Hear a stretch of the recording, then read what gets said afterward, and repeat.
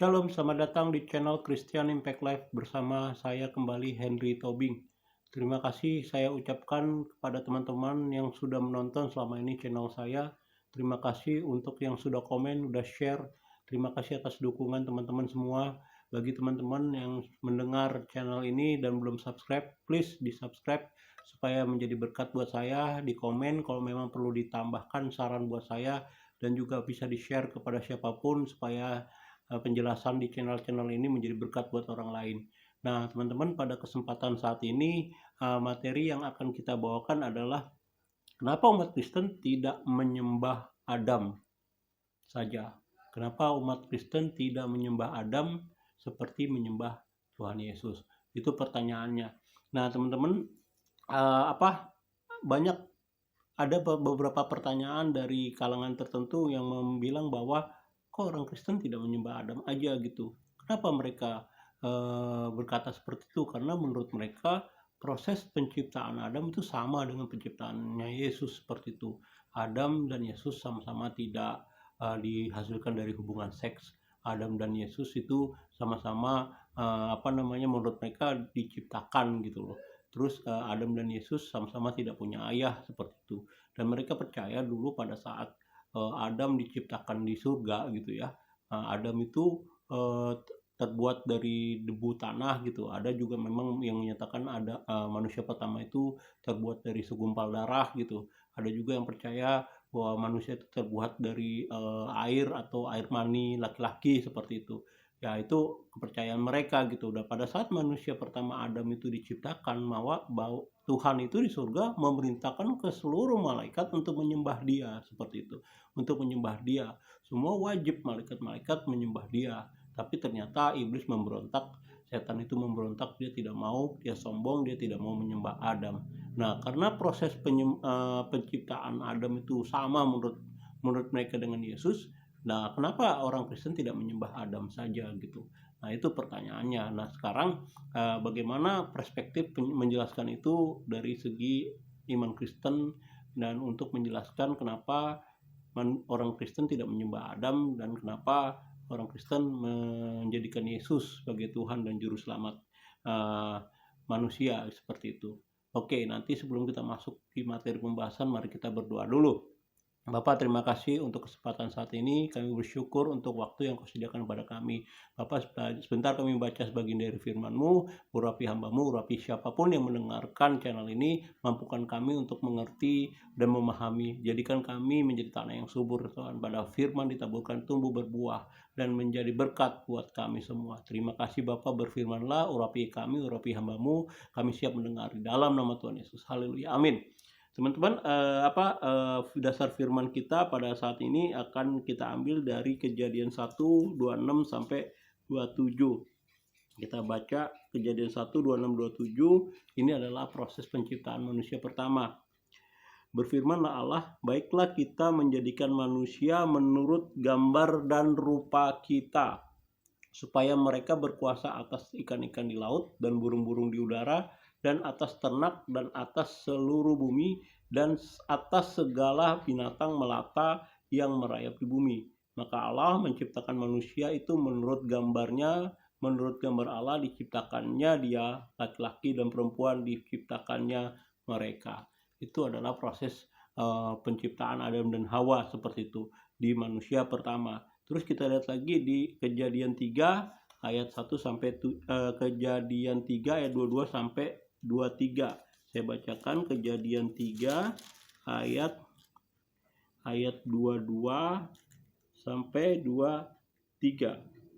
Saya bacakan Kejadian 3 ayat 22 sampai 23. Berfirmanlah Allah, sesungguhnya manusia itu telah menjadi seperti salah satu dari kita, tahu tentang yang baik dan yang jahat. Maka sekarang janganlah sampai ia mengulurkan tangannya dan mengambil pula dari pohon kehidupan itu dan memakannya, sehingga ia hidup untuk selama-lamanya. Lalu Tuhan Allah mengusir dia dari Taman Eden supaya ia mengusahakan tanah dari mana ia diambil. Amin. Jadi itu ayat yang kedua. Nah, di ayat yang ketiga saya bacakan di Yohanes 17 ayat 5, di Roma 5 ayat 14 sampai 19. Roma 5 ayat 14 sampai 19. Saya bacakan Roma 5-nya ayat 17 sampai 19 saja, nanti teman-teman baca di ayat 14 sampai 19, saya baca di ayat 17 sampai 19. Sebab jika oleh dosa satu orang, maut telah berkuasa oleh satu orang itu, maka lebih besar lagi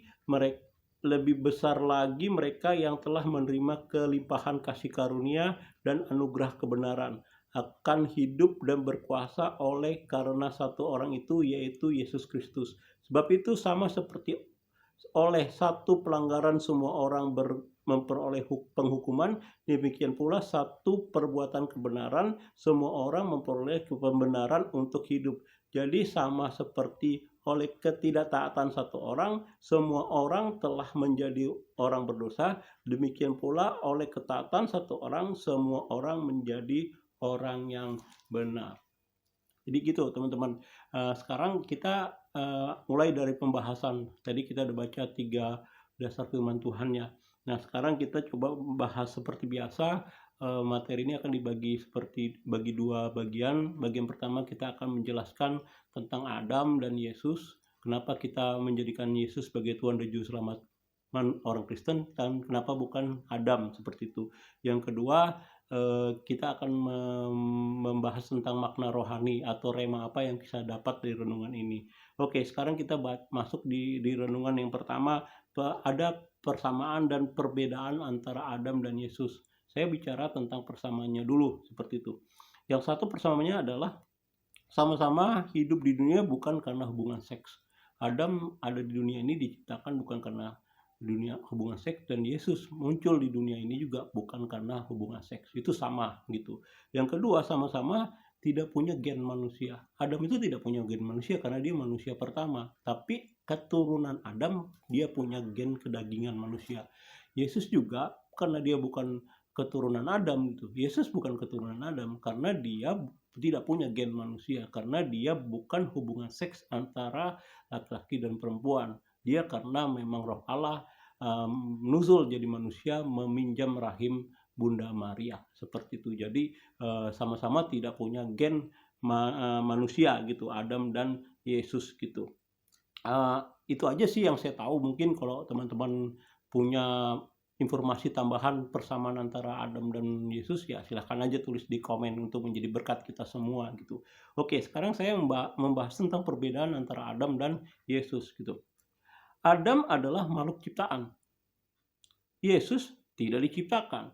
Jadi adalah salah kalau orang bilang Yesus diciptakan. Karena apa? Karena Yesus adalah Alfa dan Omega. Dari awal, yang awal dan yang akhir. Dari kekekalan sampai kekekalan. Dia adalah dari awal dan yang akhir gitu. Jadi dari kekekalan sampai ke kekekalan nanti, seperti itu. Nah itu bedanya. Jadi Yesus bukan makhluk ciptaan gitu loh. Yesus sudah ada waktu dunia diciptakan. Yesus itu sudah ada pada saat Adam diciptakan. Yesus sudah ada sebelum dunia diciptakan. Ini ada di Yohanes 17 ayat 24. Saya bacakan ya, teman-teman, saya bacakan Yohanes 17 ayat 24. Ini waktu Yesus menjelang dia disalib, dia berdoa gitu, bersyafaat untuk pengikutnya. Nih di ayat 24 Yesus bilang gini, ya Bapa, aku mau supaya di mana aku berada mereka, yaitu umat pengikut Yesus, mereka juga berada bersama-sama dengan aku. Mereka yang telah Engkau berikan kepadaku, agar mereka memandang kemuliaanku yang telah Engkau berikan kepadaku. Sebab Engkau telah mengasihi aku sebelum dunia dijadikan. Jadi Yesus bilang bahwa Allah Bapa sudah mengasihi Yesus sebelum dunia dijadikan. Jadi sebelum dunia ini ada, sebelum Adam dan Hawa diciptakan, Yesus sudah ada. Pada pembicaraan dengan orang-orang Farisi, Yesus juga bilang bahwa Abraham itu udah ketemu sama Yesus. Abraham sudah melihat kemuliaan Yesus, seperti itu. Jadi sebelum Abraham ada, Yesus sudah ada. Itu Yesus bilang waktu pembicaraan dengan orang-orang Yahudi gitu loh. Jadi teman-teman, Yesus itu bukan makhluk ciptaan. Dia dari kekekalan sampai kekekalan, yang awal dan yang akhir, seperti itu. Sebelum dunia ini ada, Yesus sudah ada. Beda antara Adam dan Hawa. Adam diciptakan. Pada saat dunia diciptakan, Adam diciptakan. Tapi sebelum dunia ini ada, sebelum Adam diciptakan, Yesus sudah ada. Seperti itu. Terus Yesus itu terlibat dari penciptaan Adam dan Hawa. Yesus terlibat dalam proses penciptaan. Jadi kalau kita baca di Kejadian 1:1-3, di Kejadian 1 ayat 26-28, disebut di situ yang menciptakan dunia ini, menciptakan Adam dan Hawa itu Elohim. Elohim itu Allah ya, di terjemahan Alkitab, Lembaga Alkitab Indonesia ditulis Allah. Allah itu di bahasa aslinya disebut Elohim. Elohim itu L itu jamak. Bukan singular tapi itu jamak gitu. Jadi Elohim. Tadi kita baca bahwa Allah menciptakan manusia menurut gambar dan rupa kita. Ada kita. Kata kita itu bukan singular tapi jamak, lebih dari satu, seperti itu. Dan dibilang dia sudah sama seperti kita pada saat Adam dan Hawa makan buah pengetahuan baik dan buruk, dia mengetahui baik dan buruk, maka Tuhan bilang mereka sudah sama seperti kita, ditulisnya kita, jadi itu adalah jamak, seperti itu. Jadi Yesus sudah ada dalam proses penciptaan Adam dan Hawa, terlibat dia di dalam, karena Roh Allah itu Yesus itu adalah firman Allah, kalam Allah gitu, yang berkata jadi ya jadi ya, itu Yesus ada di situ, seperti itu. Jadi Yesus terlibat dalam penciptaan Adam. Terus yang selanjutnya adalah Adam mati dan tidak bangkit lagi. Adam mati dan tidak bangkit lagi. Kalau Yesus mati, dia bangkit lagi. Itu beda Adam sama Hawa. Gitu. Terus Adam dan Yesus adalah hubungan sebab akibat. Jadi begini teman-teman, tadi seperti kita baca di Roma 5 ayat 15-19 gitu ya. Karena dosa manusia, dosa Adam, maka ketidaktaatan Adam, maka itu berdampak ke seluruh manusia keturunannya. Jadi manusia keturunan Adam semua kena dampak dosa yang dilakukan Adam. Orang akan berpikir nggak adil, nggak fair gitu. Kok Adam yang berdosa, tapi pengikutnya, anak keturunannya semua menanggung dosa-dosanya Adam. Itu nggak fair gitu loh. Tapi Allah itu adil gitu loh. Karena kelakuan dosa Adam itu semua dampak manusia disalahkan karena dosa Adam, maka karena ketaatan dan kesetiaan Yesus, maka semua manusia diselamatkan. Adam yang berdosa berdampak ke seluruh umat manusia, tapi Yesus hidup benar disalahkan, maka itu menyelamatkan seluruh umat manusia. Jadi adil ya. Kalau orang dibilang Adam, manusia disalahkan karena dosa Adam, itu nggak fair.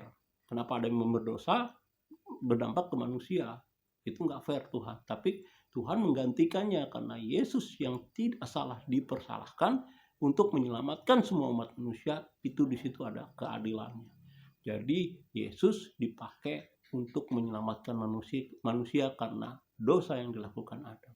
Jadi pertanyaannya kan, siapa yang jadi juru selamat manusia? Adam atau manusia? Yesus gitu. Karena Yesus untuk menyelamatkan manusia yang akibat dosa yang dilakukan oleh Adam dan Hawa. Seperti itu. Jadi itu. Jadi Yesus dan Adam itu adalah hubungan sebab akibat. Jadi teman-teman, nggak mungkin orang Kristen tuh menjadikan menjadikan Adam sebagai Tuhan dan Juru Selamatnya. Justru Yesuslah. Karena satu, tadi saya bilang, Adam itu makhluk ciptaan, Yesus bukan makhluk ciptaan. Kenapa? Karena Yesus itu awal dan akhir, dari kekekalan sampai kekekalan. Yesus sudah ada sebelum dunia ini diciptakan. Yesus sudah ada pada saat ada dalam proses penciptaan, ada terlibat di dalamnya. Itu yang kedua. Yang ketiga, Yesus mati dan bangkit. Adam mati tidak bangkit, seperti itu. Dia Adam yang berdosa, maka seluruh umat manusia kena dampak karena dosa Adam dan Hawa gitu. Tapi Yesus yang benar dipersalahkan karena dosa semua manusia, maka karena Yesus maka semua manusia diselamatkan dan dibenarkan. Adam yang berdosa berdampak kepada manusia, Yesus yang benar menyelamatkan semua manusia. Itu adil namanya. Disitulah kenapa umat Kristen tidak menyembah Adam sebagai Tuhan dan Juru Selamat. Justru Yesuslah yang disembah sebagai Tuhan dan Juru Selamat orang Kristen. Terus apa makna rohani dari bagian kedua ya, apa makna rohani dari renungan kita. Yang pertama adalah Yesus itu adalah bukti cinta Tuhan kepada manusia. Karena dia tahu bahwa manusia itu tidak mungkin selamat karena dosa-dosa yang dilakukan Adam gitu ya, maka pasti manusia itu masuk surga. Dan iblis itu pasti menuntut gitu loh, menuntut kepada Tuhan gitu. Tuhan, ini manusia nggak ada satupun yang bisa benar gitu, semua manusia pasti berbuat dosa, nggak ada satupun manusia sanggup masuk surga karena semua manusia berdosa. Hanya orang yang tanpa dosa lah yang bisa masuk surga, atau hanya orang yang dibenarkan. Nah, kalau seluruh manusia, umat manusia itu masuk neraka, surga kosong. Nah, gimana caranya Tuhan Yesus untuk menyelamatkan manusia? Tentu harus ada cara gitu loh. Kalau memang manusia mau diselamatkan sama Tuhan, sama Allah gitu masuk surga, iblis akan menuntut kalau manusia masuk surga, aku juga boleh masuk surga kembali gitu. Tapi karena ada Yesus yang orang benar dipersalahkan, makanya iblis bisa dipersalahkan. Iblis nggak bisa masuk kerajaan surga karena ada orang benar, orang yang tidak melakukan salah, itu bisa selamat gitu dari hukum Taurat, dari jerat hukum Taurat, dan karena dia dikorbankan maka itu menyelamatkan manusia yang mengikuti Yesus. Itu yang pertama. Jadi Yesus adalah bukti cinta Tuhan kepada dunia ini. Yesus itu kelak akan menjadi hakim manusia. Dia akan menjadi hakim yang adil. Siapapun manusia di dunia ini, orang kaya, orang miskin, laki-laki, perempuan, raja, atau nabi, atau imam, atau ulama, apapun, atau orang hamba, orang pendosa, orang penjina, semua sama hukum statusnya dan akan ketemu sama Tuhan Yesus sebagai hakim yang adil. Itu di hari kiamat kelak, seperti itu. Nah, terus saya berharap teman-teman gitulah, supaya pilihlah segala sesuatu untuk bisa masuk surga, segala sesuatu yang pasti gitu, yang pasti kita akan mempercayai segala sesuatu hukum yang positif gitu loh. Kita percaya segala sesuatu yang tertulis di kitab suci di dunia itu benar adanya, benar, dan itu terjadi sesuai apa yang tertulis, karena Yesus akan menghakimi manusia seperti kitab-kitab apa yang dipercayai selama di dunia ini. Kalau seorang gitu percaya dengan kitab A, maka dia akan dihakimi berdasarkan kitab A. Kalau ada orang yang percaya dengan kitab B, maka dia akan dihakimi dengan kitab B. Siapa hakimnya? Ya Tuhan Yesus gitu loh. Nah, pada saat tapi yang paling penting adalah apakah nama orang itu terdaftar di kitab kehidupan anak domba Allah, kitabnya Tuhan Yesus sebagai hakim. Dia sebagai hakim. Siapapun tidak akan bisa lolos gitu loh kalau tidak persetujuan Tuhan Yesus. Tuhan Yesus ada hakim, dia yang menentukan siapapun engkau, mau statusnya nabi, ulama, atau penjahat, atau koruptor, atau penjina, atau orang kaya, orang miskin, siapapun statusmu, maka engkau akan ketemu Yesus sebagai hakim. Dia yang menentukan engkau masuk surga atau tidak. Pilihlah yang pasti, karena Tuhan Yesus bilang, aku adalah jalan kebenaran hidup. Tidak ada satupun orang masuk ke kerajaan surga tidak melalui aku. Harus lewat Yesus, karena Yesus hakim. Tidak ada orang pun yang bisa masuk surga kalau tidak lewat Yesus, karena dia hakim. Dia yang menentukan siapapun yang masuk surga. Saya harap jangan teman-teman yang mendengarkan channel ini yang belum menjadikan Yesus sebagai Tuhan dan Juru Selamat. Jelas bahwa bukan Adam yang disembah, bukan proses penciptaan manusia Adam dan Yesus itu beda gitu ya. Jadi kalau kau belum menjadikan Yesus sebagai Tuhan dan Juru Selamatmu, tolong please gitu, tolong dipertimbangkan. Ada jaminan, ada jalan yang benar. Yesus ada kalam, firman Allah yang nuzul jadi manusia. Dia bukan makhluk ciptaan, tapi Allah yang turun jadi manusia untuk menyelamatkan manusia, untuk menyelamatkan kutuk yang dilakukan, dosa yang dilakukan oleh Adam, hukum Taurat yang mengikatnya menjadi dosa, menjadi kutuk untuk masuk neraka. Tapi karena Allah cinta manusia, dia nuzul turun jadi manusia, dari Yesus, dia ini menyelamatkan siapapun yang percaya samanya. Itu yang bisa saya sampaikan untuk menjawab pertanyaan kenapa umat Kristen tidak menjadikan Adam sebagai Tuhan dan Juru Selamat, malah menjadikan Yesus menjadi Tuhan dan Juru Selamat. Saya harapkan ini dapat mengerti dan direnungkan untuk mengambil keputusan menjadikan Yesus Tuhan dan Juru Selamat manusia di dunia ini. Biar kelak dia akan ketemu dengan hakim yang adil, Tuhan Yesus, dan dia kelak akan terdaftar dalam buku kehidupan anak domba Allah, dan kelak dia akan mendapat tempat yang sudah disiapkan Tuhan Yesus di surga. Terima kasih yang sudah menonton. Please di like, subscribe, atau komen. Segala kemuliaan hanya bagi Tuhan. Haleluya. Amin.